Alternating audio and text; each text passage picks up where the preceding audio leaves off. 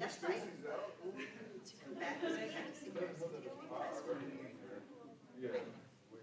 the practice, you kind of see things a little bit different than the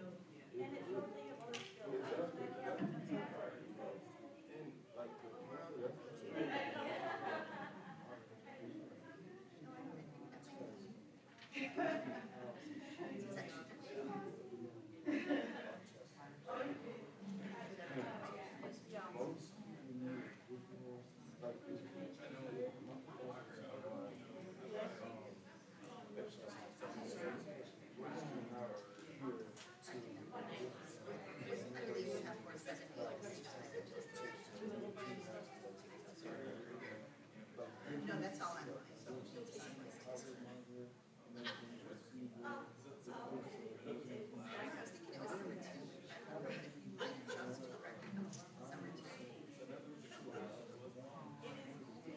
that's public health. No, because it's like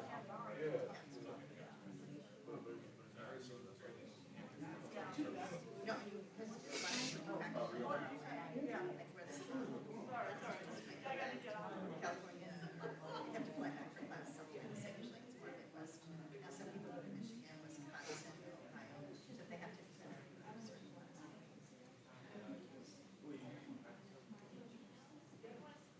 Anywhere that we can have a site project. So yes, it can be out of state. You just have to make sure that all of they agree with our.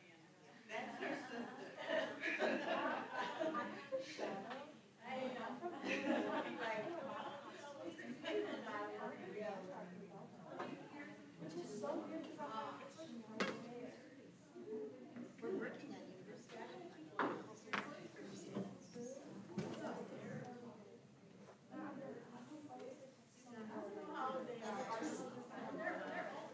You know? Especially that part.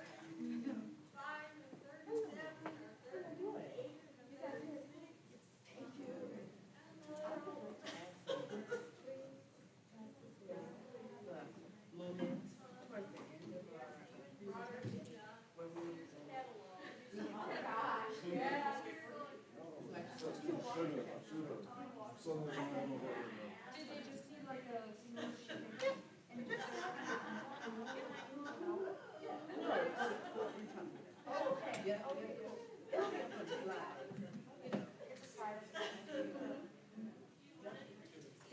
Thank you.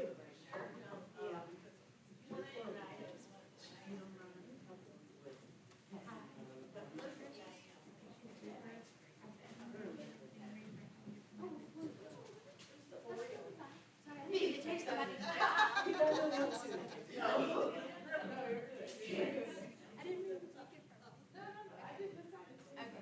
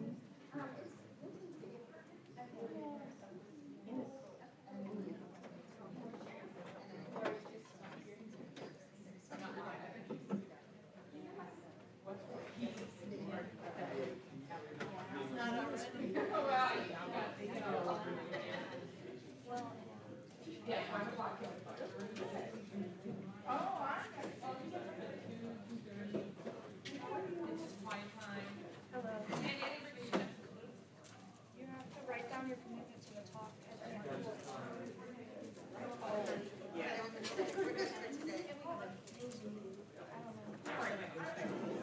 Can teachers follow directions?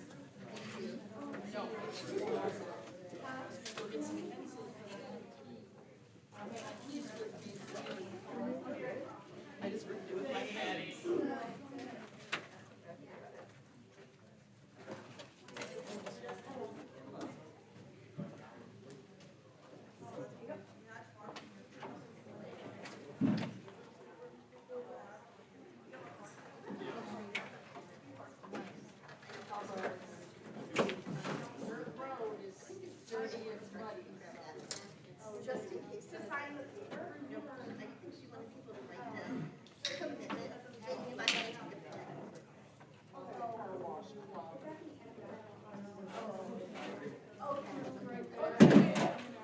Well, my son said there's something car wash, you don't want things touching your car. I don't want it caked in mud either, so it's convenient.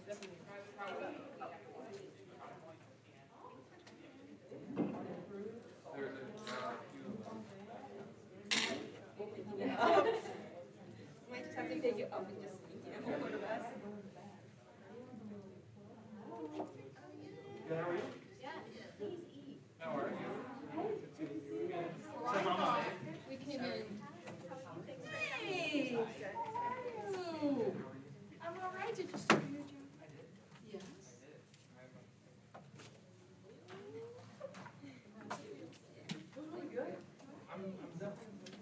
Thank you so much for doing this. No problem. Yeah. You'll be good.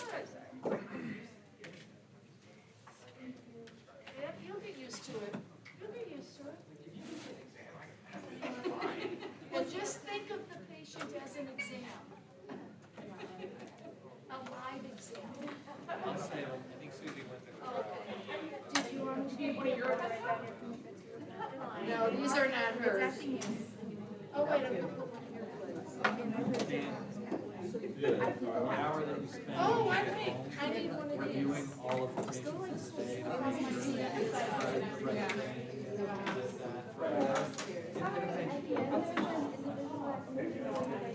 You stay awake, right? Okay. Start. But it's expected. Yeah, that's your design. No, are you sure? Okay, you're getting food? Driving home.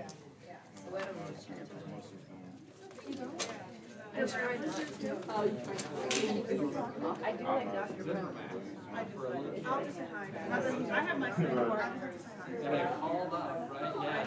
And the nurse who was like, she goes, oh yeah, I saw that. Already prepared, already talked. Yeah, I saw it. It's crazy because like I felt it. Yeah, I was. Still, right? Right. Yeah. Oh, I just saw it.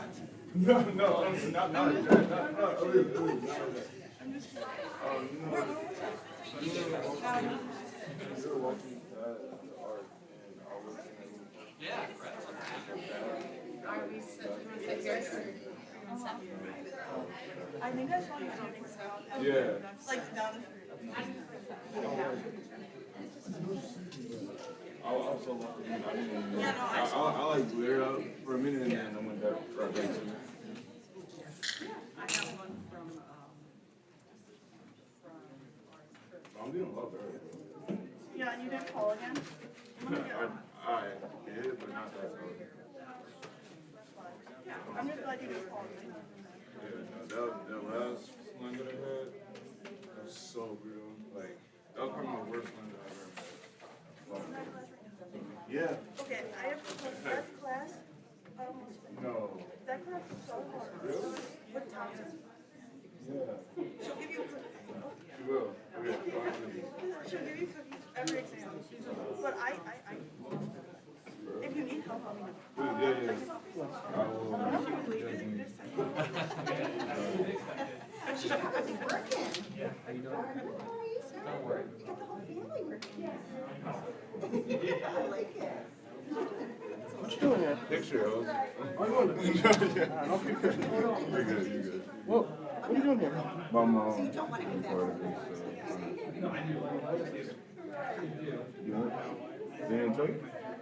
Oh, this is like, I guess, the change of breakfast and the experiences of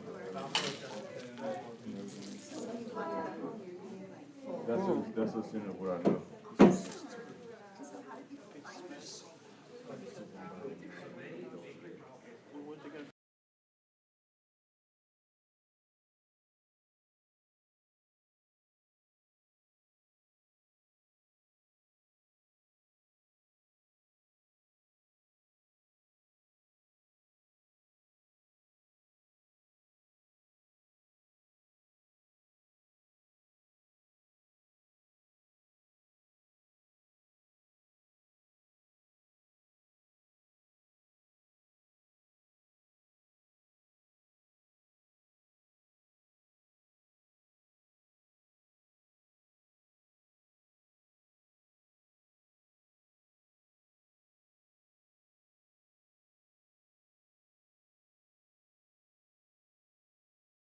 I got those learning. Okay. It's pretty bad.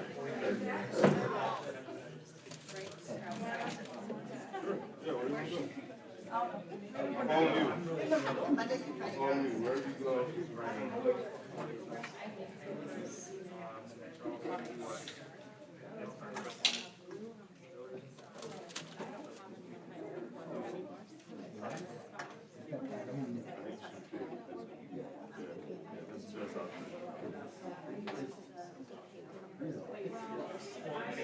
We're just like people's homes for here.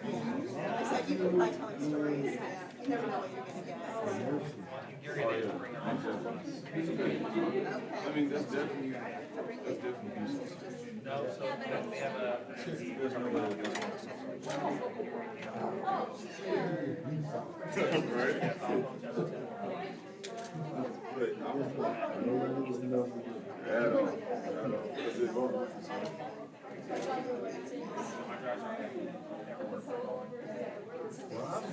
Kathy's my daughter. I'm true on a part of the legend, huh? Okay. So.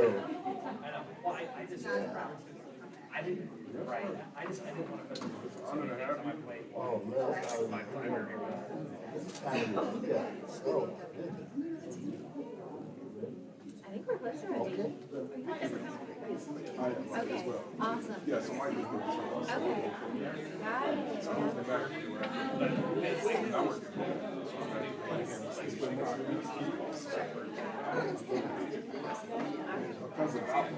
so that was something the CEO of the hospital identified and saying like, hey, we're on it's your alma mater. I think he read something about symptoms. Oh, you were like,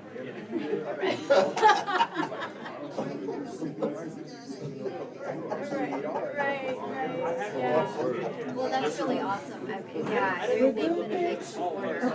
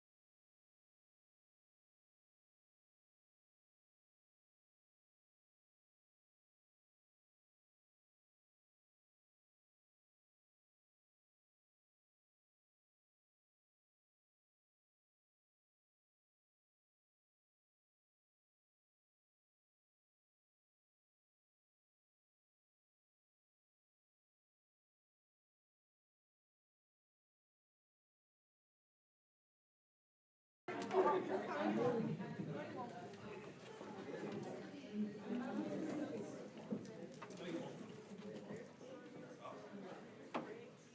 evening, everybody. How are you? Good. Can you hear me okay? All right, perfect. Well, welcome to our Black History Month event in the College of Nursing and Health Professions. For those of you who don't know me, I'm Elizabeth Demutter, and I serve as the Dean of the College of Nursing and Health Professions here. I want to start out by giving a huge round of applause to Director Kathy Martin, who's really, this whole idea is hers, and it's gone into just a beautiful event for all of us tonight. So let's give her a round of applause. I'm going to pass it off to her to introduce our guest. Thanks again, everybody, for coming. This really means a lot.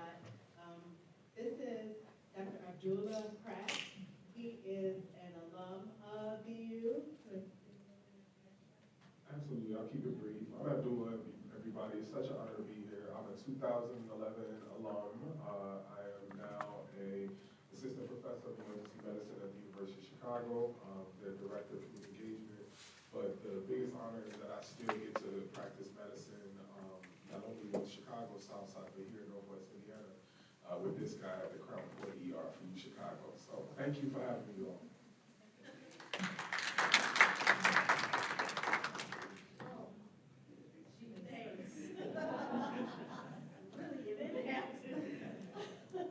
Hi, I'm Kathy Ward, and I am a respiratory therapist. I've been a respiratory therapist for probably close to 40 years.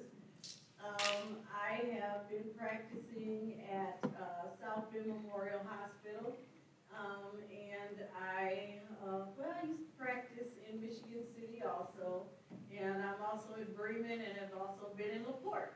So I have worked with adults, neonatal, and pediatrics. So it's a pleasure to be here. Thanks. All right, I'm Carl Scott, and my wonderful daughter is Kathy. I have a master's degree in health administration. I work as a executive business coach, and I work with a lot of healthcare professionals. I've been CEO for healthcare facilities, and I've been in this business a long time. And I'm happy to be here. When she talked to me about this, it was like, oh, absolutely. I want to be here and talk about anything that will help us get clarity. I'm about getting clarity about things, because I think when you have information, then you have a different perspective than you had before. And it will always help you. You can maybe do nothing with it, but you have it. So I'm glad to be here. And last but not least, I'm Mike McGee. I just have a quick question. Is everybody here mainly nursing? Majority nursing? Anybody else PA? Okay. NP? I know we got one. Just congrats to that gentleman just finished his NP program. Anybody else? Other areas? Nobody? Anybody pre-med? Okay. Well, man, I feel bad you have two doctors here talking to you guys, but I think we all have the same experiences. I'm from Gary. My mother was a nurse for about 30 years at Methodist Hospital. And so I kind of had a little bit of exposure to the medical field, but not a lot, because my mom didn't really, at that time, doctors were not reaching out to try to entice young black men growing up in the projects, which is where we lived for a little while, to go into the field of medicine. But I eventually got here, and right now, I used to work at Methodist Hospital for about 15 years, and then last year, this guy kind of recruited me to the new University of Chicago and Crown Point. I went in for the interview just to work PRN. The next thing I know, I come out being not only a full-time physician, but also the medical director, and then a month later, the president of medical staff. So something I didn't really want. I was kind of like chilling a little bit. But yeah, so sometimes you don't know what direction life is going to take you. And you gotta take advantage of those opportunities as they come. And so that's what I'm doing now. I'm practicing at University of Chicago. That's my job, but my passion is violence prevention. So I do a lot with violence prevention of all youth, and we'll get into that a little bit later. But this gentleman is doing some amazing stuff as well. It's kind of like why we bonded so well. Let's give them a round of applause.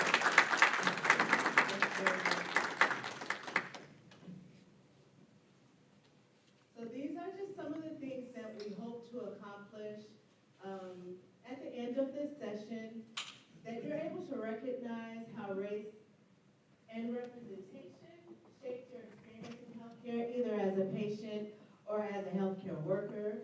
And then just to differentiate between microaggressions and unconscious bias. The personal toll and emotional labor that invisibility has on healthcare workers that are underrepresented, and to identify strategies for individual, institutional, and systemic advocacy, because we can point out a problem, but then what are we going to do about that? What strategies and coping will we be able to walk away from this with, okay? All right, Kathy, so I want to kick us off by just asking you, when do you first remember seeing color? Take us back. I don't know if I need a mic. I think my voice is kind of loud, but tell me if you can't hear me. Okay. So the first time I saw color, and I think it's a good question because it's important to recognize you're not born seeing color, recognizing different races. So I remember being in the 4th grade, and my best friend was Amy Sorcevich. She was a Caucasian little girl. We would spend the night over each other's house and just like inseparable. She would come over my house, we would just hang out all the time. Then cut to middle school, 6th grade, and I was at a different school, and it was predominantly black, and I grew up in Gary.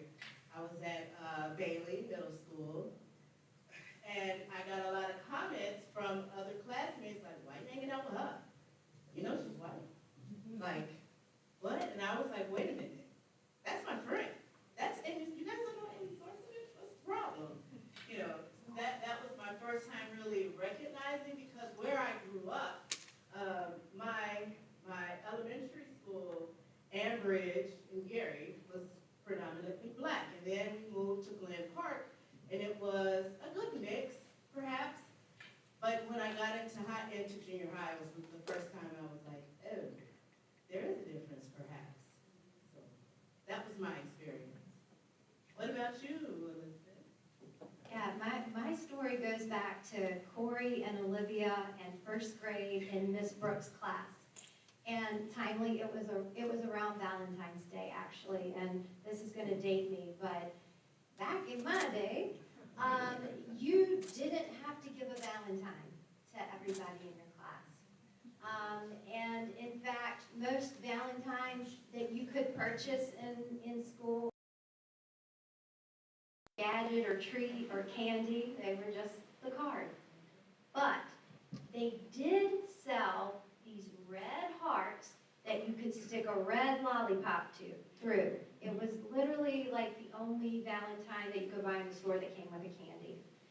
And there's only like 6 in the pack, okay? So you definitely, unless you were buying multiple packs, you weren't giving it to your whole class.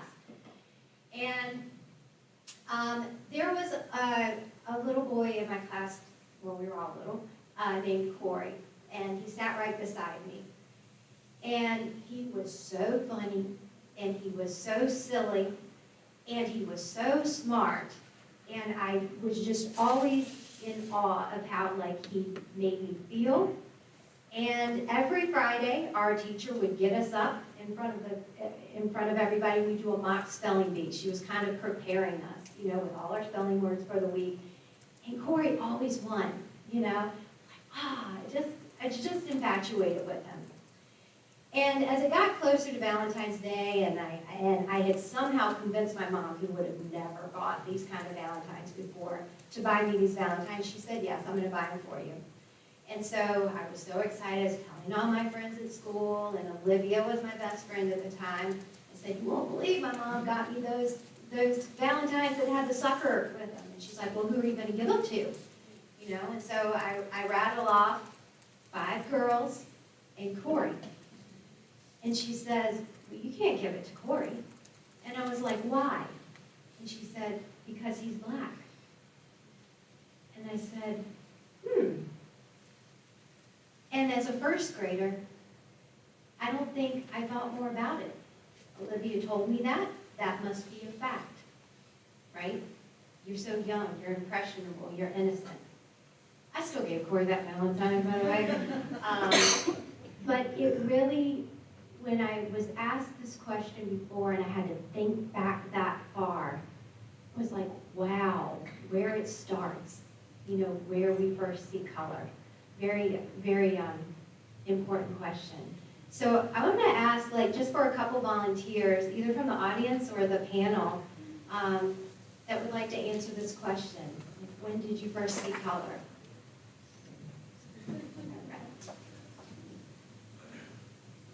Well, in my business, as a executive business coach, I'm a business strategist. So I gotta look in the background of all these things, and why this and why that, to figure out what the best strategy is to change to something positive. So anyway, what I first realized it wasn't that I didn't know this all along about color and that kind of thing, but what really made me change a lot of things in my life was later. We're in the airport, and my wife and I were going on vacation, and we're waiting for the plane, and there's lots of kids in there, and they eventually all leave their parents to go play. Black kids, white kids, Asian, I mean, all different kinds of kids. I mean, they're having fun. But as they play more, they get a little louder because they're having fun. And eventually, some parent says, come over here. You can't be over there. And so what that taught me was that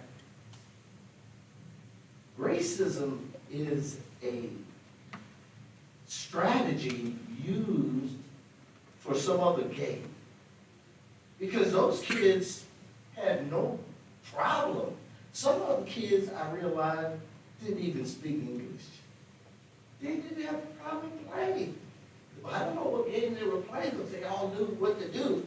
And it was not a problem until those people who had already learned that there's this problem with these different colors of people and things, that it stopped. So it taught me that, see, we gotta go behind the issue of just black and white and good, and realize that this thing is strategic. And this thing is a part of a systematic offering that benefits very few and doesn't benefit a whole lot of other people. And if we could ever see that, you know, there's no Trump store, everybody got a Trump grocery store that they go to, and the prices are all are lower than Jewels and all the others. No, we go to all the same stores, right? So what is he talking about, that the prices are lower? What store is that? And, you know, where is that? We don't know where that is. So I'm just saying that we have to realize how much we are alike and that we are together versus I'm worried about this person, that person. We're in the same boat. We're doing the same thing. It's not really that different. So that's what and I have a whole thing about that, but I won't do that to you tonight. You guys tell us for that. How about anyone in the audience have a story someone to tell when you think about it?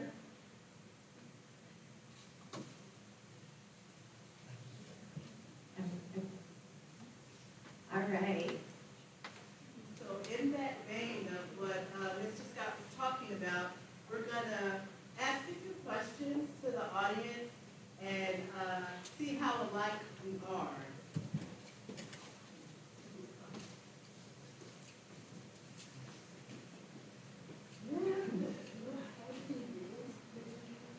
This is a new game platform. I'm not all that, but it's, the first question is, what is your definition of race? So here are a couple of the, sorry, my mouse isn't working. A couple of the choices. Is race a social construct? Is race a competitive game? Is race something that you're born with? What do you guys think? Who would say that race is a social construct? Something created by people much more rich than you. What about something that you're born with? In other words, are there biological differences between the races? What do you think? Oh, sorry. I've got it. Sorry. Do you think there are biological differences between races? These are all things we're going to talk about and kind of get into. All right. So what's your definition of unconscious bias? Do you think it's a deep-seated stereotype, attitude, or preference that influences your actions? Or would you say it's social conditioning, thinking about something when you are tired, or unfair judgments based on race, gender, and age? So let's look at the first one. A deep-seated stereotype, attitude, or preference that influences actions. Who would say that that's an unconscious bias?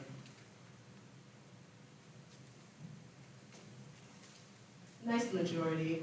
And then social conditioning. Thinking about something when you're tired. Unfair judgments about race, gender, and age. Probably, like we do in nursing, select all that apply. Probably A, C, and D. People may agree. Last question, and I'll stop short. What are microaggressions? An indirect, subtle, harmless statement, or an indirect, subtle, unintentional, discriminatory statement when someone is just a little aggressive, or telling a person of color, you're so brave, or one I've heard before is, oh, you're such a smart cookie, or how did you get so smart, that kind of stuff. What do you think is a microaggression? An indirect, subtle, harmless statement, would you say? Perhaps. Indirect, subtle, unintentional, discriminatory statement. In other words, when people say those things, you think they are inherently trying to discriminate? Or is that something that, I'm trying to be nice? Think about that. So, I just want to give a little bit more of a context into what these things mean. So I'm a nurse. I graduated from here almost 10 years ago, and I've been in healthcare since I was 18, and I've heard a few things like what I just mentioned, if not worse.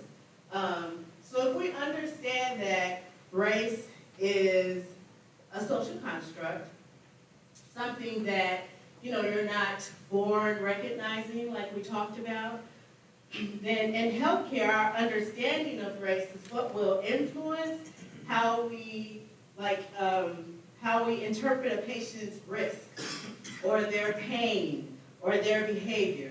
That's something to think about. And then recognizing race as a social construct is not a biological determinant. In other words, my blood is just as red as yours. You know, my liver is in the same place as yours. Helps shift our focus to systems failures rather than stereotypes. And then if we're looking at an unconscious bias, we're understanding that that is below being aware, and that it can directly shape patient-provider communication and diagnosing. Okay, so we'll talk about that just a little bit more if you want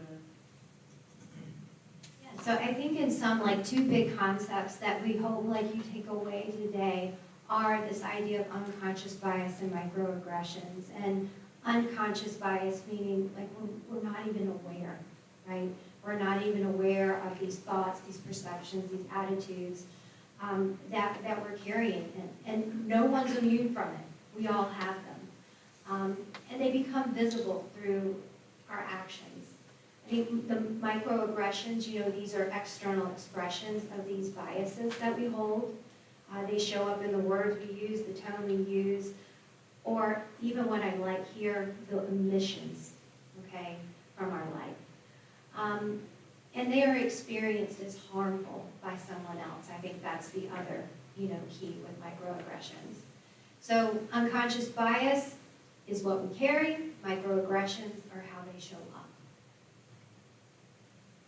So just to bring that point home just a little bit more, I wanted us to watch this video here. It's Dr. Bio Curry.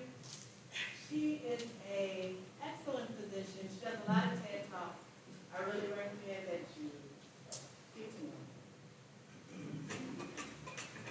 All these commercials.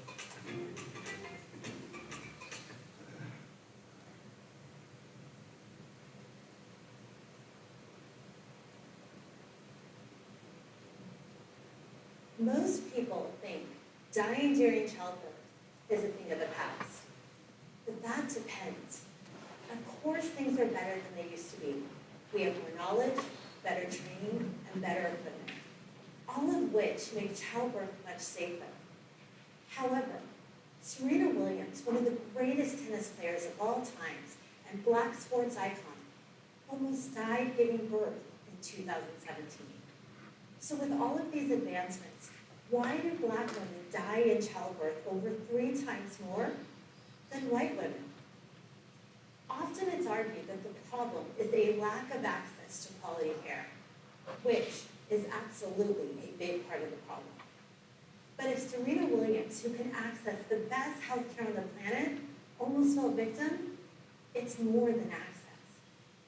Despite her access and celebrity status, she encountered a situation that many Black women face. She knew something was wrong.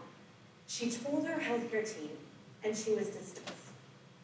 If she hadn't kept insisting, she would have died in childbirth because of the invisibility that unconscious bias creates.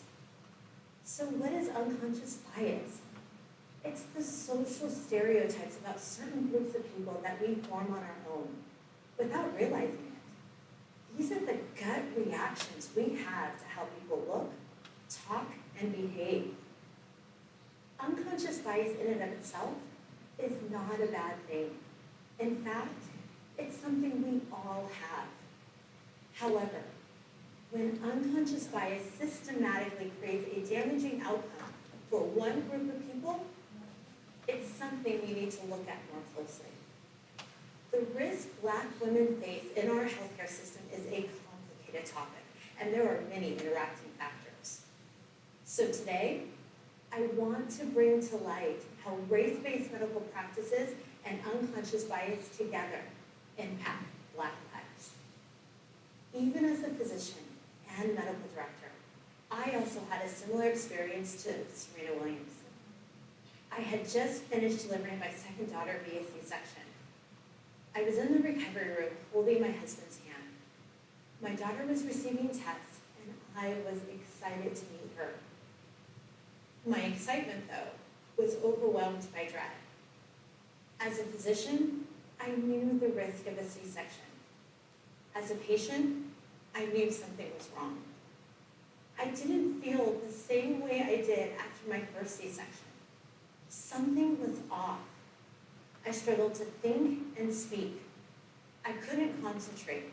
I was exhausted and I was scared. I shared this with my nurse, who said everything is fine. She said my vital signs were fine and I was just tired. I remember saying, something isn't right. Please call my doctor. She again dismissed my request and said, Baya, what you were feeling is normal. And in her mind, it was. She wasn't coming from a place of malice or ill intent. She thought she was providing quality care. She could not see that I was in trouble and hurting. How could that be? How could someone not see another's pain? It doesn't seem possible, but look at the 2019 study by the American Psychological Association, which asked participants to identify pain expressed in photos. The study showed that white participants more readily recognize pain on white faces than on black faces. Healthcare workers might like to believe that they do not harbor any unconscious biases. However, this study shows they are just as likely as others to be impacted. I asked my husband to call my doctor and explain the situation. After a phone call and an anxious wait, my doctor returned and re-examined me. He realized I was bleeding internally and rushed me back to the OR. I came close to dying before I even held my baby girl. Thankfully, my husband was there and acted quickly. Otherwise, I might not be on this stage right now. As Serena Williams said in an interview with USA Today, being heard and appropriately treated was the difference between life and death for me. For Black patients, the inability for white healthcare workers to readily recognize the pain on our faces puts us at a greater risk. Hey y'all, Blueprint Rep here with an important message for all pre-meds. According to Reuters, approximately 1/3 of pregnant women and new moms who died in 2020 were Black, even though Black Americans make up just over 13% of the U.S. population. Now, there's a long history of assuming human beings with Black skin feel less pain or no pain at all. This myth was used in the past to justify conducting barbaric experiments on Black people.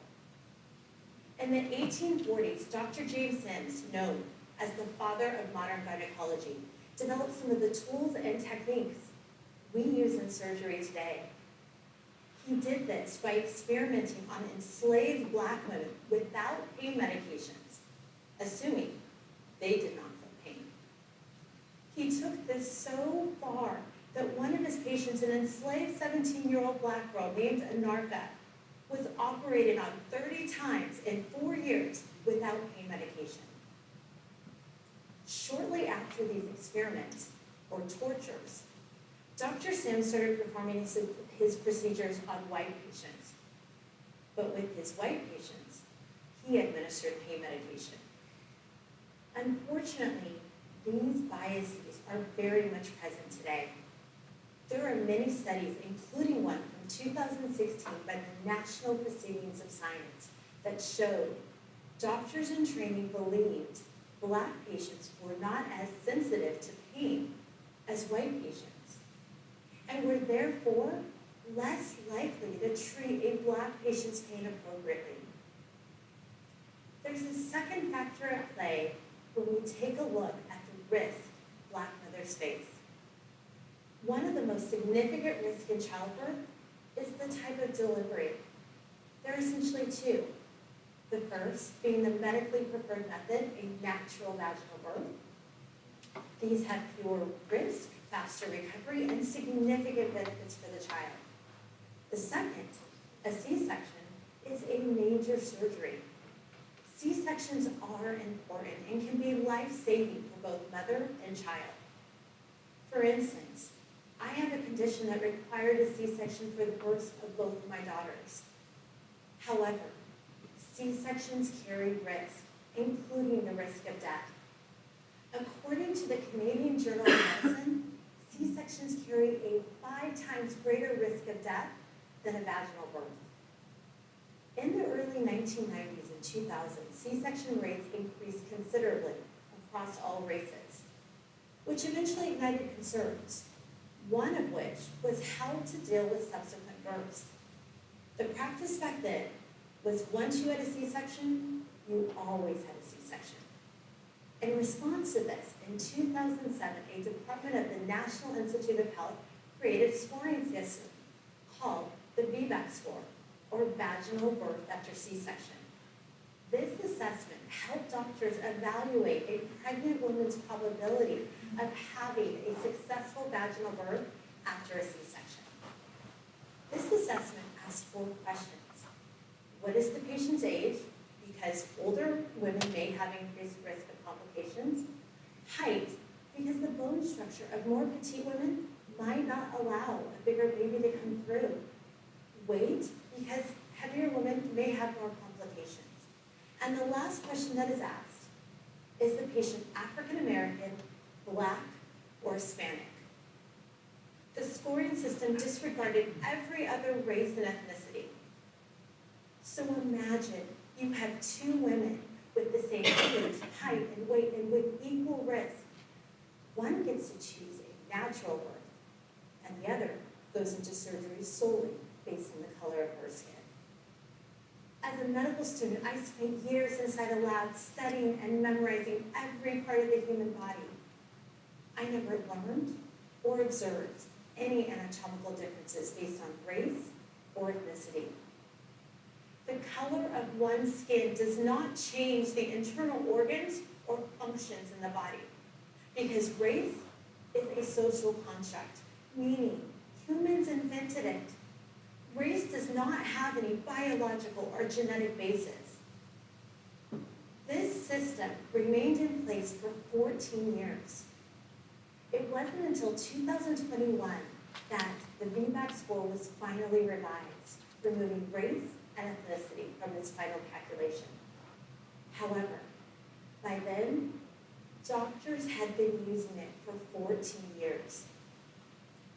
Just to give you an idea of how ingrained this scoring system became to the American medical system, the American Medical Academy of Journal of Ethics cited the VBAC score as the most widely used calculator in the United States. Making it even worse, the American College of Gynecology of Study reported some providers were performing mental calculations, which means they were scoring patients in their mind to determine if they were going to do a surgery or vaginal birth. Even though race and ethnicity were removed from the VBAC score in 2021, unfortunately, it takes a long time for established practices to change. The NIH showed it takes up to 17 years for new evidence to translate into standard clinical practice.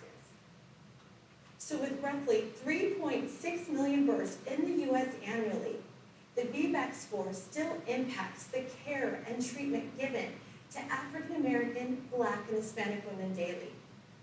It is still pushing them towards a procedure that carries a 5 times greater risk of death. Given all of this, it is no surprise that Black women continue to die in childbirth or shortly thereafter at the highest rate. Access to quality care is a big factor, but it is absolutely not the only one. Serena Williams and I both had access that many do not. That did not prevent us from almost dying. To change health outcomes for Black women, we must address race-based medical practices in our healthcare systems through updated policies and training. For my fellow healthcare workers, please educate and advocate.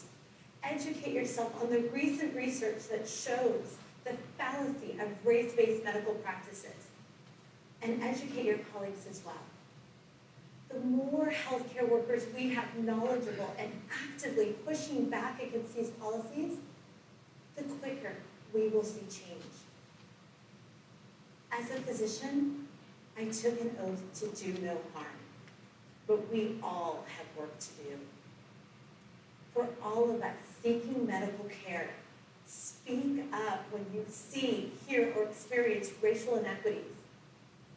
Take the time to examine your own unconscious biases and who they may impact. Have those uncomfortable conversations with yourself and others, because that's what creates change. Let us all do no harm.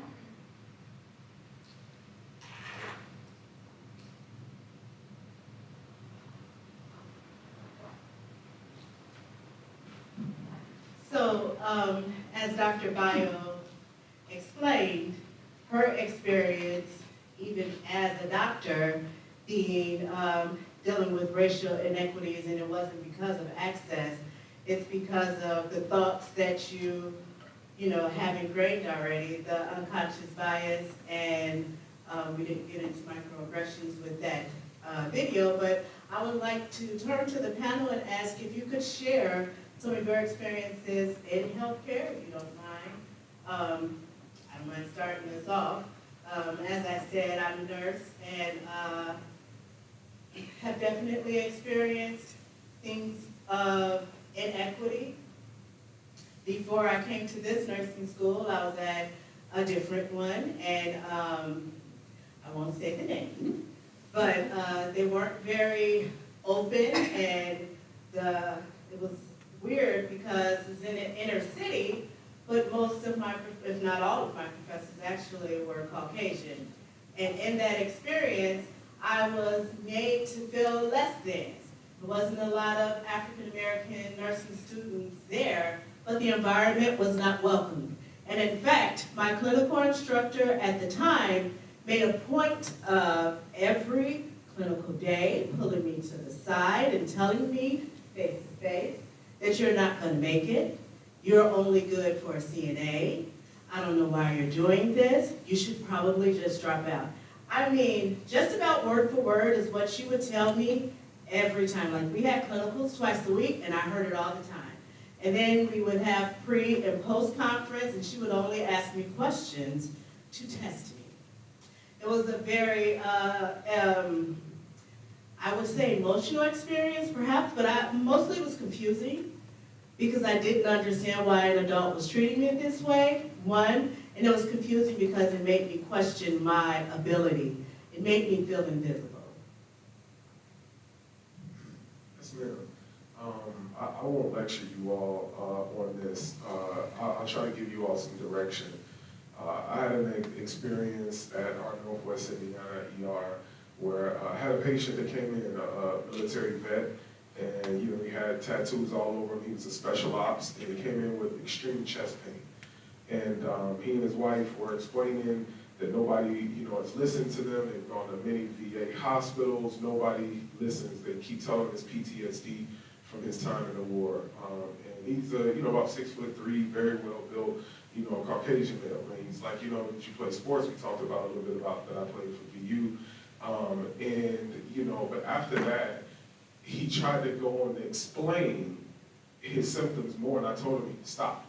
No need to explain. I understand it is what it is, and you don't have to explain this to me. You fought enough for our country, for us. I will, continue to fight for you. And he and his wife broke down in tears. And he said that, we've gone all throughout Indiana. We've had so many docs, and I'm going to be honest with you, Doc. When I saw you come in here and just looking at you, and I looked at your name, and it said, Abdullah, Hassan Pratt. I thought that when I saw you Chicago, that I was getting somebody who wasn't going to understand me, who was going to think that he was too smart to hear me. And my wife and I were preparing ourselves for the runaround that we've been getting all throughout Northwest Indiana and everywhere we go. And so, he ended up, having some blockages in his heart and some things like that. And I just remember as he was leaving, as I was transferring him to our main hospital, he was still in tears, and he called almost every one of his, like, you know, military partners, and he was like, you know, this guy, he actually listened, he actually cared. And I know, you wouldn't believe it. No, he's a black guy. He's a black guy. He's the smartest doc I've ever met, right? And and more importantly than that, he gets it. He gets it. And I think that walking away from experiences like that, now he had like swastikas all over him. He was trying to like hide them. Oh, you gotta hide that stuff, man. We in Indiana, bro. Like this is, you know, you were good. You were good. Like I'm here for you. I come into work for you every day. So my advice to you all is that you all are gonna go through so many different experiences. And if you're always chasing the gotcha moment or the validation moment, it will burn you out. If you think about it, one question you asked about microaggressions, I always pose this to my students. And I'll probably say the best award that I've gotten is that I'm one of the youngest faculty members to ever have won Faculty of the Year 3 times in like my short career. Meaning that my students voted, these are medical students that voted. And many times it's because of incidences that I help them navigate where they're like, hey, was this a racist encounter? Was this sexist? What do I do? So I try to help them navigate, and I always paint to them 2 different pictures. You go into patient room number 1, that room is all white family, and you're in there for belly pain. You go talk to that family, and right as you're coming out of there, they say, hey, who are you? You know, you're the doctor. Are you sure you're a doctor? Are you sure that you're, you know, like you look pretty young. You said you're Dr. such and such, but you get yanked out the room. And let's say, you know, and these are usually, you know, so let's say this was an African American student, right? And you go into the second room, and it's an African American family. Chief complained of belly pain too, and as you're talking to the family, they say, you really the doctor? You go out to be a student? No way, you a doctor. That's crazy, oh my goodness. And then you get yanked out of that room because me, the attending, wants to talk to you. And I always ask them, what's the difference between those 2 rooms? And my students will go on and come try to explain it. And this one, they clearly are only, they don't think the highest of you. They don't think you could have been a doctor in a white family room. But the black family is really proud of you. And this is usually what they say. And I say, can you prove any of that? Right? Can you prove that? And they say no. And I say, if you did that every day of your career, you will burn yourself out. You can't prove that. Both of them, what did they agree on? Of anything between those 2 families that they agree on. And they say, well, at the end of the day, they were both surprised. And I say, well, the surprise, is that a surprise to you that they're surprised? Right? What did you write your personal statement to get into nursing school or medical school about? It's usually about representation. It's usually about, I recognize there's a paucity of me represented in a certain field. So the only thing that you could prove objectively in those moments is that both those families were simply trying to reflect that they're surprised to see you. Now, whether it's good, bad, or ugly, you won't never know. Different people's cultures come off a different way. And the best thing that you can do is that when you see error systemically, fight the system error. Fix the system for those behind you, regardless of what that is. And if that's evidence-based, you can't go wrong. That you'll go wrong when it's your feelings, when it's your emotions, when you feel like you're triggered. And my advice to you would be focus on those hardcore things that you can change for the betterment of everyone. And in medicine, when that has happened, that has always been for the betterment of everyone. And whether it's a new black hospital, a new this hospital, whatever, when the standard of care was made high for everyone involved, all of people succeeded in that.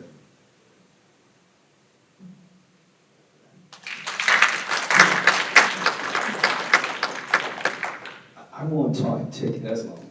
This guy's a good speaker. But I'm going to answer 2 questions. The first was my first exposure to race.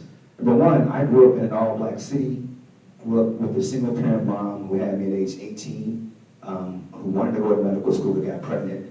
We grew up in every project in Gary, so I was always around people who looked like me. My first exposure to something that I couldn't understand was the first time I got shot at was when I was with my dad. He had just washed his car. He backed out of the place where we washed his car on Broadway in 61st and drove in somebody's parking lot and started drying his car off. Next thing we know, we hear gunshots over our head. And it was a white guy shooting at us. True, my dad was on his property, but he was just drying his car off. So that could have been a conversation. And so I'm like, why did that even happen?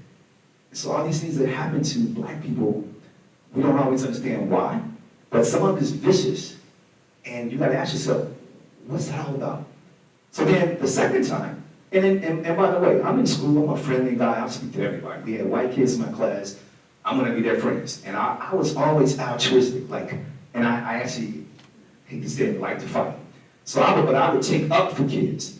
So if I see somebody getting beat up or a white kid being bullied, I take up for them. So that was just me. So now I'm with my cousins, I'm about 9 years old, we're walking across some tracks, coming from the grocery store, and I have another cousin and a 5-year-old cousin. Somehow my one cousin said, let's cross this barbed wire fence and go through this yard. We went to the truck yard, and as we're going on the other side, I hear, again, bullets whistling over my head. And so now, the one cousin who said, let's do this, had already jumped the fence and was gone. I got over the fence, I looked back, the 5-year-old was on the other side. So I went back and got him. Got over the fence, we're running, and now a car screeching after us. We're running and we're right by an alley, there's no cars around. And then this car pulled up. All I remember was the 4-barrel gun pointed at my head with a big, fat white guy with a big stomach. And I'm like, we're about to die in this alley and no one's gonna even know, and he's gonna pull off. And so I just started crying and said, look, we were just passing through, we're not stealing or anything. And so he said a word, the N-word, and then pulled off. So now that should make me hate all white people, but it didn't. But I couldn't understand it at that age, like why is it like that? And then now as I get older, I go to Purdue, I'm playing sports, I'm on teams with other people who are not my race, and we bond well. But then the unconscious bias comes up again as I profess my desire to go to medical school and be a doctor. I'm in engineering, thinking that I wanted to do that. But I said, hey, I think I really can do this. Because keep in mind, I didn't know the direction to get into medical school, even though my mother was a nurse. So I said, hey, I'm gonna do it. So I told my counselor, hey, I really wanna be a doctor. First thing she said was, you can try, but black men don't get into medical school. And so again, had I been a lesser person, if I didn't have prayer and persistence behind me and faith, I would have accepted that. But it made me bear down and go harder. And I surpassed all my expectations. But then when I get into medical school, you know, I'm at Rush, and I still feel it, right? So sometimes your microaggression don't have to be something said, it can be isolation. It can be not speaking to that student when they're saying hi to you and they're about to say hi and you look away. And so as a few black men, and at that time I was one of 4, and by the time I graduated, I was the only one out of the 4 that graduated. And now, when you look at statistically, that somebody already said, black people make up 14% of the population, but out of black men who become doctors is only about 2.5%. So why is there aggression towards me? I'm a few of many. So why do the other race have to feel that I'm a threat? And that's where life is gone right now. These small percentage of minorities should not be a threat to anyone. We should all be embracing them because they struggle to get to where they are. Your classmate in your class got to deal with things that you may not even know what they're dealing with. They may have a home that's not a full home with the full parents like mine. You know, they may have to work as well where you can go and study. They may not have the best education growing up like I did, growing up in the Gary school system. When I got to Purdue, it was a shock for me.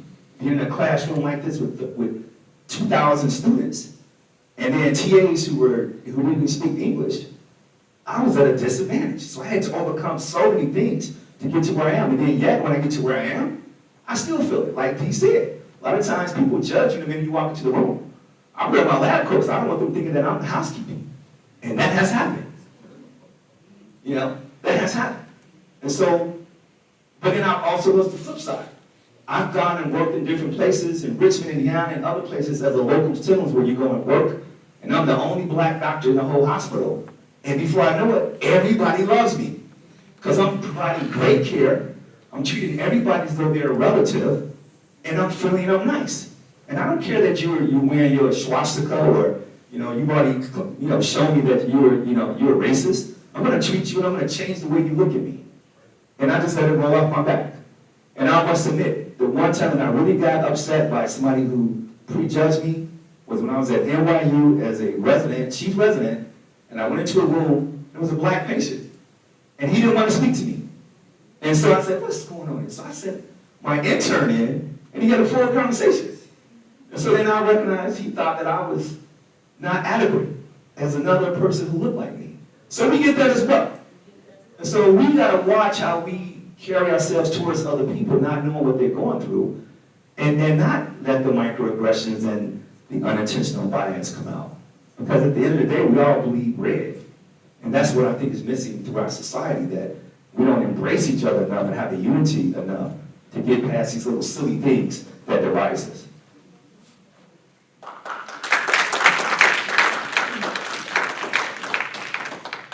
Well, I grew up in Michigan City, Indiana, born and raised. I was always on the college, we had college prep going through high school, and I was probably the only black person in my classes majority of the time. And I would have to say, going back to what he says, is that Dr. McGee, is I almost didn't find prejudice with white people. It was the black people that kind of were like, well, why are you on that course? Why are you doing that? Why are you not on business and everything like that? Because that's not what I want to do.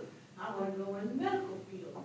But I did experience racism on both sides. I remember being in class one time, one of my classmates, just out of the blue, and we're in typing class, I believe it was. She looks at me and she goes, "Why are your teeth so white?" And I'm like, "What?" "Why are your teeth so white?" I just kind of ignored her and went on about my business. Another thing that I experienced as I got older and was working in the field, I actually went to a women's basketball game, girls basketball game at Michigan City High School, and one of the opposing team players went down. And being a respiratory therapist at the time, I went over to try and assist her. And it was a white team, and the people at her bedside basically brushed me away because they did not want me giving possibly mouth-to-mouth, any CPR. She pushed me away, and I just kind of backed up. The other thing was I worked home care, and we had a few races. Actually, we used to come over to Valpo. And I had one white gentleman who worked with us who would not allow me to go to one patient's home. He said, "I will not subject you to that," because he is a total racist. So he would not let me go there. Bringing it forward, I work at Bremen, Indiana, hospital, part of the Beacon system. And I had an older white lady, and she was, at first, she was sick, and the first time I went in to do therapy with her, she was okay. She started to feel better. I went back in there to do the same therapy with her, and she looks at me and she says, "I don't want your kind in here." She says, I don't want you here. I said, "But I did your treatment yesterday. I was here yesterday." I said, "And you didn't have a problem." She goes, "I don't want your kind in here." I said, "Fine." So I walked out. The nurse tried to convince. She goes, "Do you want me to go talk to her?" I said, "No, that it's her choice. It's her choice." So, and then that is pretty much a few of the ones. One thing that really hurt me, though, not just for me, but back when my kids, I have 2 boys, and they were darn good tennis players in Michigan City, still hold the winningest records there at Michigan City High School. And I had them practicing out on Franklin Street, and there's nice tennis courts there, and a car rode down the street. And these white kids literally just hung out the window and said, "Ins don't play tennis." And the boys were really shocked, and I said, you know, that's just how some people are, honey. So, and those are just few of the experiences that I've had to go through. But I think it hurt me more for my kids than it did for me. And I worked at Knox one other time also. And a gentleman was in there. If you guys know anything about Knox, Indiana, it is pretty much, back then it was kind of KKK, predominantly white. And I went in to do an EKG on him. And this guy looks at me, and I told him, I said, "Sir, I'm here to do an EKG on you." And he looks at me and he goes, "I didn't order any food from the kitchen." And I just did his EKG and walked away. It hurts sometimes, you know. I mean, we're like they say, we're all the same people. I will take care of you regardless of who you are. Whether you're, you know, a doctor, whether you're a nurse, whether you're anybody, I am there to treat you. And that's what we want to get across to you. Color shouldn't matter. It shouldn't matter. Okay, I'm just going to take a few minutes of giving you some statistics, some business, sorry. But this country has, in terms of monetary value, 60 to 62 trillion dollars. 1% of this population owns 50% of those $60 trillion. 10% own, with the 1%, the other 9% together own 87% of all of that 60 to 62 trillion dollars. Now, how does that relate to race? How does that relate to how we feel and what we do? Well, when you think about having that kind of money in a small group of people, and there's billions of people in the world, and yet 1% to 10% own 87% of all of the monetary value, then the strategy is, let's get them people fighting against each other.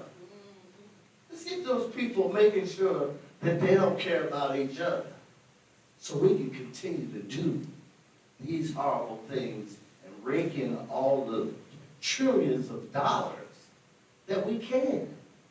Because it doesn't matter. Because if we ever got together, oh my, what would happen then? But how are you going to make sure that never happens? These things happen. And the only way we can change that is from person to person to person to realize that anybody in here in the 10% range? How about the 1%? None of us, right? So are we in the same boat or are we in that boat? We are not. And they're making those rules. And that strategy is going on for a long time. And the proof of that, get 20 kids and just let them play. How come they're not racist? How come the white kids not running to the white kids and the black kids to the black kids? Why aren't they doing that? Because this isn't something that you're born with.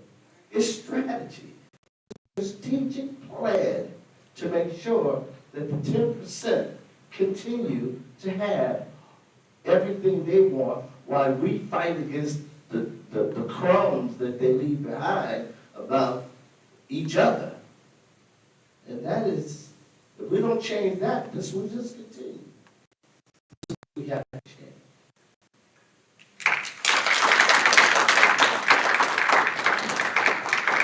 are very good points, and it leads us to what can we do about that? Because we know that this unconscious bias and microaggressions, just to name a few things that happen to people who are concerned. Let's talk about some personal strategies that you can do.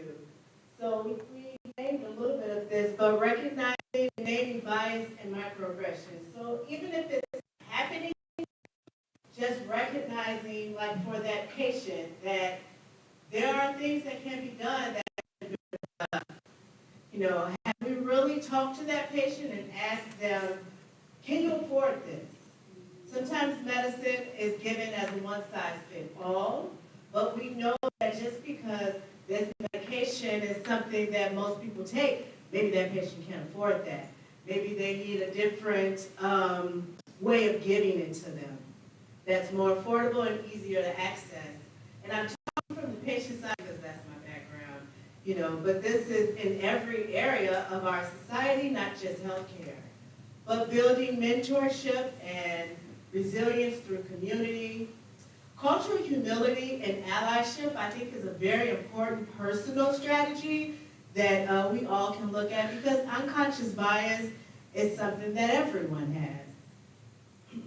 Institutional level strategies, we're talking about advocating for diversity and equity and realizing that this trickle-down effect, you know, from the people who have all the money, you know, is what creates this systemic barriers and the systemic and structural determinants that make things difficult for everyone. Creating a safe reporting system and bias incidents. Yes, sir. Yes. Please. Just so that it's realistic for you all, I think to put this in lay terms for you all, try to give people the benefit of the doubt. All right, just take that, right? I get it, you all probably learn these things over and over and over again. As somebody who does this every day, as someone who, you know, deals with the pain and the suffering when this doesn't go right, when we have, myself and Dr. McGee, we're the ones that see the bad effects of people who are afraid to go in or who don't get the access to care. They come into us dying many times. And so many times the breakthrough that we get is just by giving someone the benefit of the doubt. And what that means is that if they're failing to make their appointment, giving someone, regardless of their race, the benefit of the doubt means maybe they had a car breakdown. Instead of saying, well, no, you know, these people probably don't go to their appointments. I saw that, I read about that, you know, I looked at the chart and it said that they missed a number of appointments. Yep, these are difficult patients. It's easy to do that regardless of what race you are and what race they are. Anytime you don't share the same cultural backgrounds, it can even happen when you look the same as the person, but if you don't come from where they come from and you don't understand the social determinants that are actually shaping their health. So by giving the benefit of the doubt, it means I'm taking into account all of these things, the social determinants of health, what they may be, and then you make a breakthrough, and then you actually have something you can fix. And then the same thing, you translate that through the evidence to these institutional levels. So if you're asking yourself, well, how do I fight for institutional change? For myself and Dr. McGee, that's what we actually do for a living, right? We love being in the hospitals, but most of what we do is we use evidence to say what should the intervention be based on the hardcore evidence, regardless of how people feel, right? If I run a pathway program for nurses on the south side of Chicago, yeah, it looks like it's a bunch of black youth. That may make some people feel very good, but for me, it just reflects the patient population. If I took that same program and I put it in Cowes, Indiana, it's not gonna look the same. And it shouldn't, because equity there means something completely different. It means responding to the needs of those communities with change that's proportional to those different things. And I think you have to swallow that pill, right? Sometimes that's not a pretty pill, right? Inclusion may make you feel good about certain things until you look at the numbers and you say, well, did we close the gap? That gap in black doctors that Mike McGee talked about, that's still there. Regardless of DEI programs and millions and billions of dollars of DEI funding, that gap has gotten worse. That's a failure, right? We have to be accountable to that failure as healthcare providers, because at the end of the day, lives depend on it. It's not political. It's not a paper that you're gonna write. It's not a dissertation. It's literally your practices will be the difference. And did you catch that anaphylactic shock? Did you hear that medication? If you didn't listen, they told you that that medication has an allergy. You weren't listening to them. Now there's a mistake that's made, right? Or a family member, hey, this is something that's going on with my family member. Listen to me. If you don't listen because you thought something else, you had an implicit bias, that actually leads to patient death, right? And I think that's how you all should perceive it, as being the best clinicians you can be is actually solving racism. All right? So that'll be my last thing to you all, because for us it's life and death that you all are going to be facing. I'm so happy you brought that up. That's something that I tell any nursing student, any student that will hear me, is to get rid of the word non-compliant, and it's non-adherence, and it's due to social determinants of health. It's due to you not asking those very important questions, and that it's, once you are non-judgmental to that patient, no matter their race, no matter their background, and really understand their lived experience, you know, what they need, and we can actually help someone. Simply what he just described as trauma-informed care, right? Is doing your best to think mentally and psychologically and even physically about what that patient may be going through. Don't automatically judge. Every person that gets shot was not the reason why they got shot. A lot of these victims become victims twice. Even, you know, the patient that come in that you think may want these narcotics, you automatically prejudge them. And this may be the time when that patient came in, this is their 12th visit, and now this may be the time when they have mesenteric ischemia and bowel ischemia, and they die. And they catch them because you hesitated to feel that they're real this time. So I try to tell everybody, I don't always listen to my nurses because I see this patient all the time. Well, I gotta go in and think with my head and think that, hey, this could be something different. And patients will tell you what they think they have. Sometimes you gotta block out what they're saying to focus on what the differential diagnosis is. And I know and I imagine that you guys probably get on the other side as well. You may have that black patient, you don't want a white person taking care of them. So you're still gonna do the best you can for them, just like I have to do it as well. I have to not let whatever they see me as inhibit me from doing the best that I can for them. Because the minute you mess up, they will extra try to sue you. Because they already don't like you, so they look at you to make a mistake. And so when you do these things like Dee is saying, you gotta go with a objective mindset that, hey, I'm gonna follow the science, I'm gonna be empathetic to that patient, and I'm gonna do the best that I can. I wanna treat them like they're my brother or my sister. That's the working key here, to treat everybody like a family member. And you can never go wrong in medicine. I don't care what level you're on. It just really blows my mind. I mean, that some people, I mean, you're in the hospital, you come to the hospital to get care, to be treated, but yet some people still refuse the care that you're trying to give them, which is something I just don't understand. Whether you're black, whether you're white, it doesn't matter. It still just missed my mind that you come in to get treated, but yet you refuse everything that somebody's trying to do for you, and who's trying to give it to you. So, and they're right. I've had some black people, some white people be judgmental both ways. So, like you said, just be fair. Just be reasonable, just be understanding. Like you said, we all have that unbiased thing going on. I know I've done it, but I still try and treat you. I'm going to try and listen. I'm going to care for you no matter what. Yeah, so. Good? Can we give our panelists a round of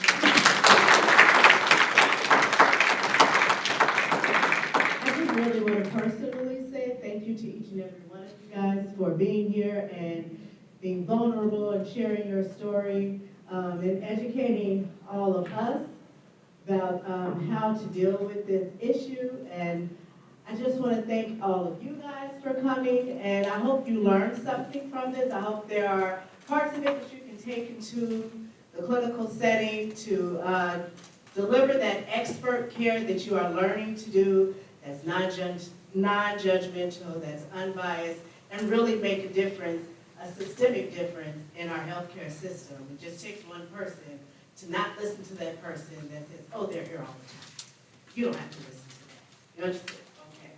So we're gonna ask that you write down on this piece of paper that has been passed out, your commitment cards. What's the one thing that you're gonna take away from this experience and really stick to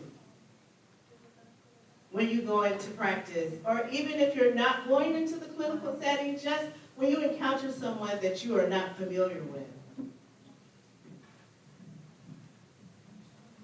Maybe just take a minute, think about that, write it down. It's something personal for yourself. You don't have to share it with anyone.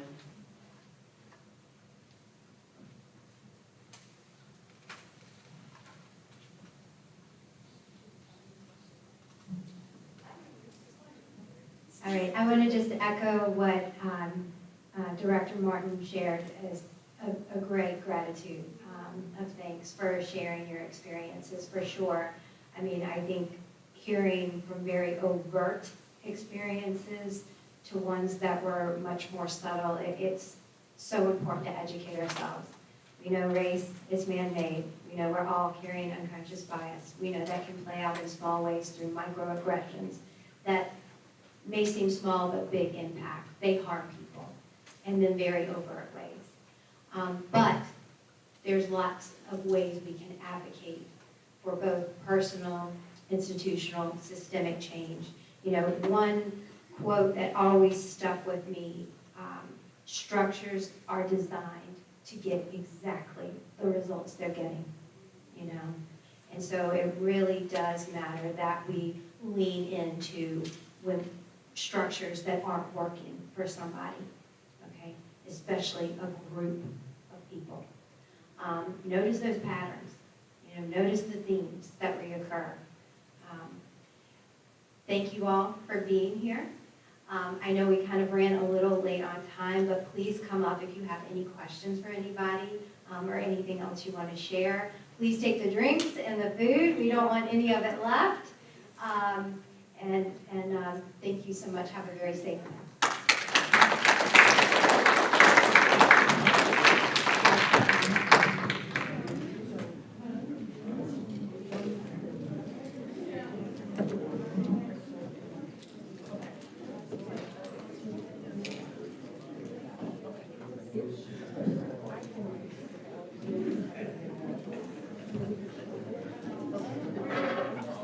I just wanted to pick your brain a little. Yeah, no, I'll do it.